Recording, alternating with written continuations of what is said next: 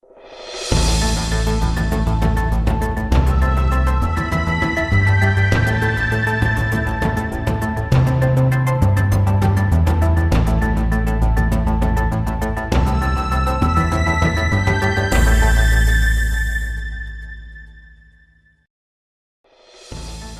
25 ans après la mort du premier président de la République de Côte d'Ivoire, Félix Houphouët-Boigny, la ville de Yamoussoukro, capitale politique de la Côte d'Ivoire, délaissée. Les images tout de suite dans cette édition.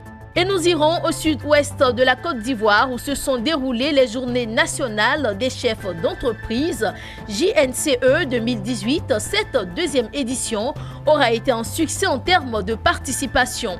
Et puis, vous verrez le lancement officiel de la 3e édition du Salon international Innov assistante au cours d'une conférence de presse. Bonsoir à tous, mesdames, messieurs, bienvenue sur Business 24 Africa. Ce 7 décembre, la Côte d'Ivoire commémore les 25 ans du rappel à Dieu du premier président de la République de Côte d'Ivoire, Félix Houphouët-Boigny, une tradition pour rendre hommage au père de la nation, notamment dans sa ville natale, Yamoussoukro. 25 ans après la mort d'Houphouët-Boigny, que devient la ville de Yamoussoukro, capitale politique de la Côte d'Ivoire, une ville qui semble être délaissée, nous dit Théodore Kanga.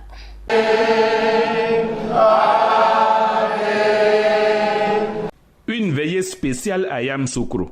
La grande famille des Boigny et le père Chardin ont commémoré les 25 ans du rappel à Dieu du président Félix Houphouët-Boigny, premier président de la République de Côte d'Ivoire. Le père de la nation a été présenté comme un homme aux multiples facettes, un philosophe, un bâtisseur, un rassembleur, mais aussi un homme de foi. Ce qui est à retenir, qu'on a souligné, c'est la foi personnelle de la famille du président ici, du président Houphouët, qui n'était pas une foi de surface, mais une foi personnelle. Personne n'est parti le chercher pour lui donner la foi chrétienne. Ils ont acquis avec leur famille la foi chrétienne dans leur enfance. Qu'est-ce qu'il y avait de spécial chez eux? C'est la richesse de l'or. C'est des coins d'où vient l'or. C'est des familles qui étaient très riches. Le peu que je peux dire, il a fait tellement de grandes œuvres. Bâtir un édifice comme la basilique Notre-Dame de la Paix pour rendre hommage et gloire à Dieu. On ne peut pas dire plus. Il a fait, le Père vient de le dire, aujourd'hui, tout cela porte un crédit à la chrétienté en Afrique. Ce n'est pas Yamoussoukro, ce n'est pas la Côte d'Ivoire.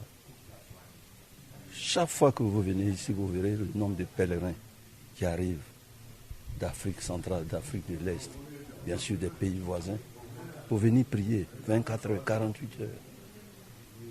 Et tout cela, c'est sorti de l'esprit de Houphouët-Boigny pour dire ce que j'ai eu sur la terre n'est rien si je ne rends pas hommage et gloire à Dieu qui m'a permis de l'avoir. Dans la capitale politique, les populations partagent comme tous les Ivoiriens tout le bien porté à feu le président Félix Houphouët-Boigny, homme de paix, de développement et surtout grand bâtisseur de la Côte d'Ivoire moderne. La Côte d'Ivoire, mais surtout Yamoussoukro, sa ville natale, capitale politique du pays. Seulement, voici 25 ans après, le constat est amer. La ville est délaissée, constatent les résidents. Franchement, aujourd'hui, côté Yamoussoukro actuellement, là, la ville de Yamoussoukro est délaissée complètement. La ville de Yamoussoukro n'est plus propre. Depuis que le président Houphouët-Boigny est décédé, la ville, franchement, on ne sent plus la ville. Tous les quartiers, il y aura beaucoup, 220 habitats, la route est dégradée, la ville est laissée. Tout est délaissé à Yamoussoukro. Je pense qu'aujourd'hui, même quand tu es dans Yamoussoukro, même tu vois lac au Caïman, lac tout, même la Grande Gare, partout.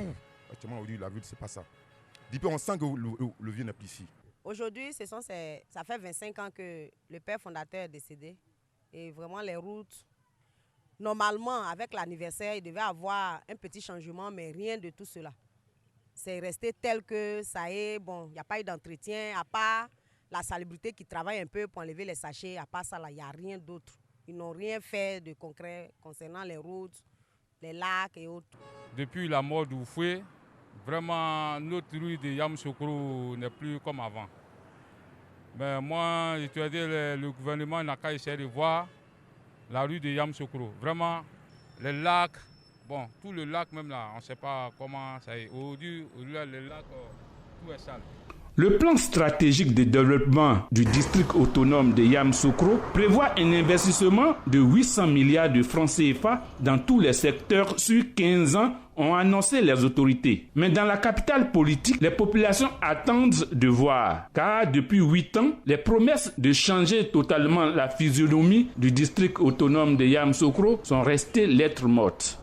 À San Pedro, les investisseurs, les partenaires institutionnels et financiers ont pris part à la 2e édition des Journées nationales des chefs d'entreprise dénommées JNCE, un moment choisi pour mettre en avant les potentialités de cette localité située dans le sud-ouest de la Côte d'Ivoire. Ces journées auront été un succès en termes de participation et d'engagement de la communauté des affaires à investir.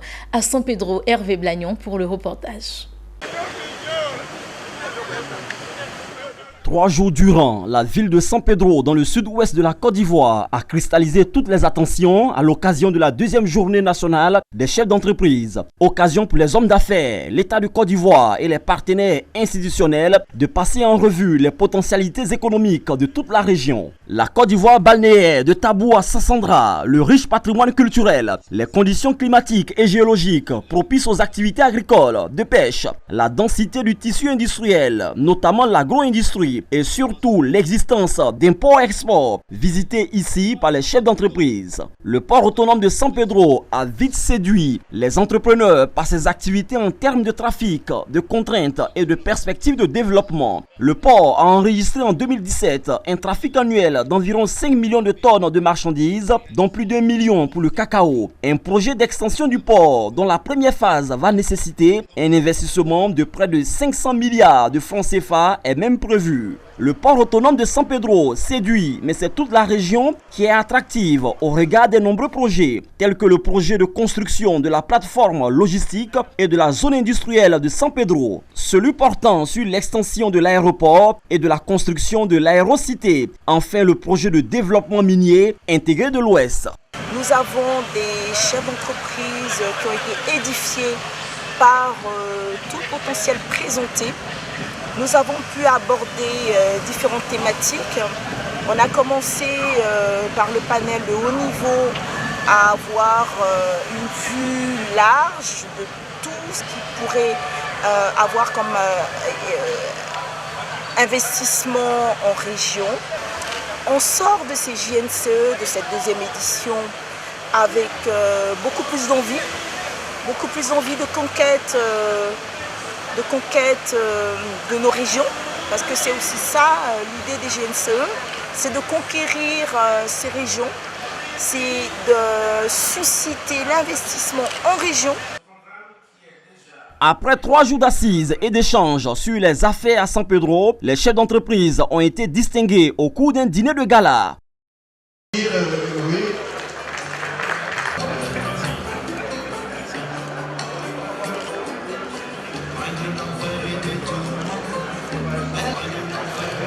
Nous allons également, et pour la... Voilà. Je voudrais avant tout remercier le comité d'organisation des JNCE qui nous a offert cette année une magnifique édition de ce prestigieux événement. Je voudrais également remercier le jury pour ce prix que je considère, comme le disait Madame Blanc, non seulement comme un encouragement, mais pour un défi à rester excellent.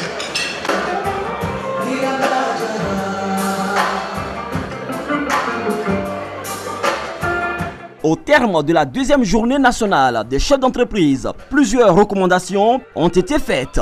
Améliorer et étendre les infrastructures économiques de la région, notamment le réseau routier. Procéder à la délimitation effective des terres en milieu rural et veiller à la mise en application de la législation sur le foncier rural. Poursuivre et accélérer le développement des capacités énergétiques de la région afin de répondre aux besoins croissants du secteur industriel local. Développer des outils assurantiels innovants de protection des acteurs touristiques contre les catastrophes naturelles et troubles sociopolitiques.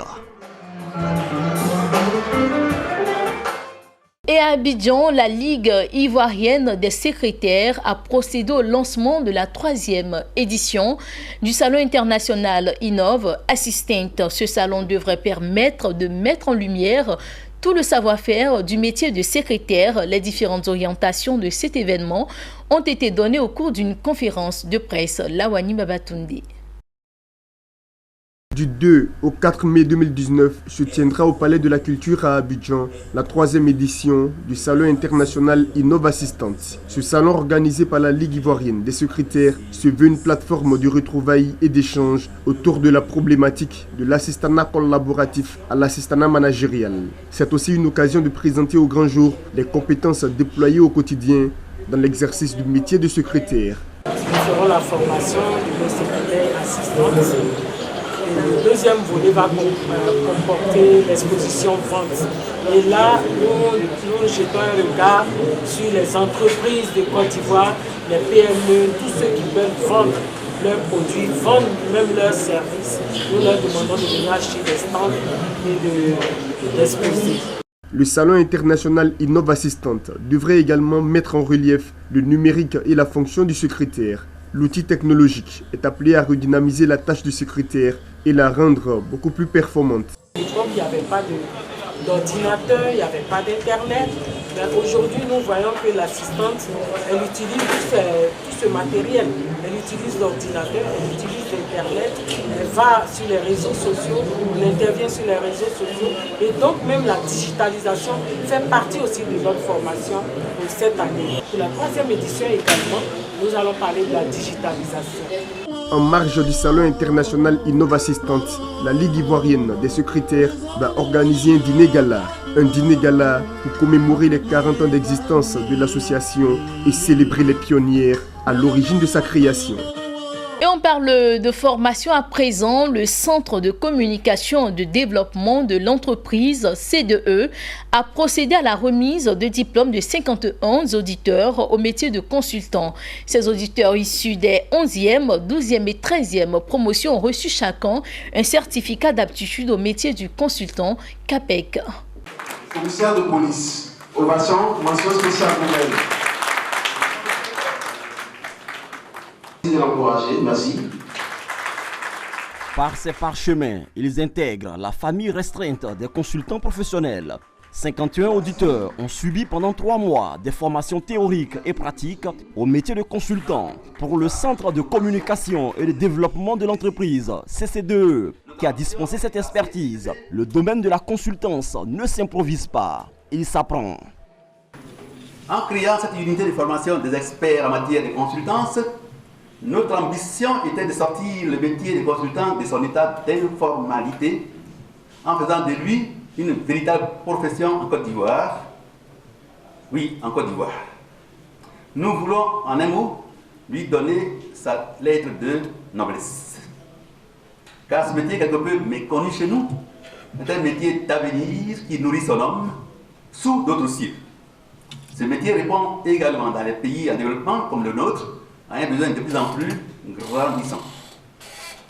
Pour répondre à ce besoin grandissant, certaines personnes à la recherche d'un emploi s'érigent souvent en consultant sans aucune préparation, c'est-à-dire sans en maîtriser ni les outils de base, ni la déontologie ou l'éthique. Ils embrassent donc ce métier par défaut, sans un savoir-faire maîtrisé, ni une expérience pratique suffisante. Leur seul argument reste et demeure toujours le diplôme, rien que le diplôme. Ce qui est manifestement insuffisant pour exercer ce métier. Car le diplôme ne fait pas nécessairement de vous un expert. La consultance est en effet un métier exigeant qui demande certes une profession de base, mais aussi et surtout du savoir-faire, de la polyvalence, de l'expertise et de la discipline, et surtout de la discipline. Le CC2 intervient régulièrement dans le système des Nations Unies ainsi qu'à la Banque mondiale. C'est pourquoi ce cabinet a invité l'Organisation des Nations Unies pour le développement industriel, ONUDI, à instruire ses nouveaux diplômés sur les défis qui les attendent. Chers diplômés, chers consultants, chers experts, cette cérémonie doit être un événement fédérateur, et ça a été d'ailleurs rappelé par votre porte-parole. Un événement fédérateur qui conclut brillamment un chapitre de votre vie, mais vous ouvre de nouvelles portes et perspectives. Ayez confiance en vous et en l'avenir de la Côte d'Ivoire. Pour ces récipiendaires, le certificat d'aptitude au métier de consultant leur permettra d'embrasser une carrière professionnelle de consultant. Il faut dire qu'après 3 mois vraiment acharné de travail, voilà, et avec l'expérience et l'expertise des professeurs que nous appelons affectueusement des dinosaures, ils nous ont vraiment inculqué le savoir. Ce qui m'anime à être dans ce centre d'aptitude à la CAMEC, c'est parce que c'était le besoin d'être formé dans mon domaine, plus précisément, pour former les autres dans ce que je suis. Je suis gestionnaire. Le CC2 œuvre depuis plus de 20 années dans les domaines de l'aide au développement, de la formation et de l'assistance technique. Il développe une vaste expertise dans le domaine de la consultance qu'il propose de mettre à la disposition des organisations nationales et internationales.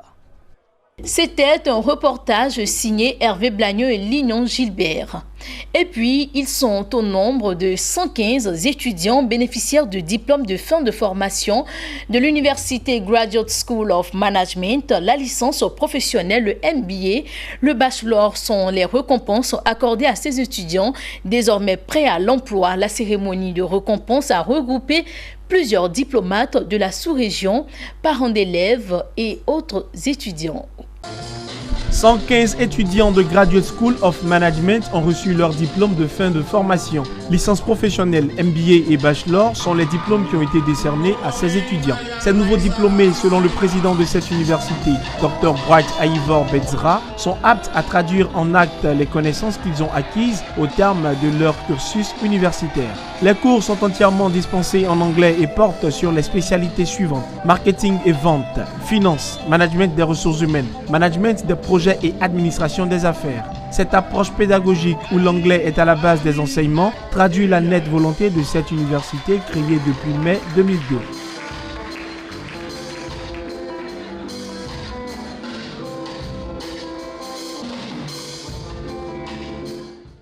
Aujourd'hui, nous faisons un pas vers le monde professionnel. Avec ce bachelor, nous avons l'opportunité d'aller à l'extérieur, au Ghana, au Nigeria. Enfin, la porte du monde des affaires nous est ouverte.